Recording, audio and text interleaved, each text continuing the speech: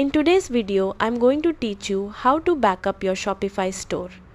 Backing up your store is important because it helps protect your products and store data in case anything unexpected happens.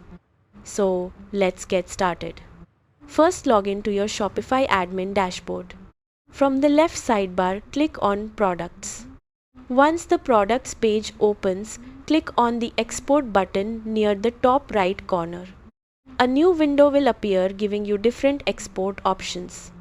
You can choose to export the current page, selected products, or all products from your store. For a complete backup, select all products. Next, choose the file format you want. Most people use CSV for Excel or spreadsheet programs. After selecting your options, click Export Products. Shopify will now prepare your backup file and send a download link to your email address. Open the email and download the backup file to your computer for safe storage. You can also back up your theme files by going to Online Store and then Themes. Click the three dots beside your active theme and select Download Theme File. And that's it. You've successfully backed up your Shopify store.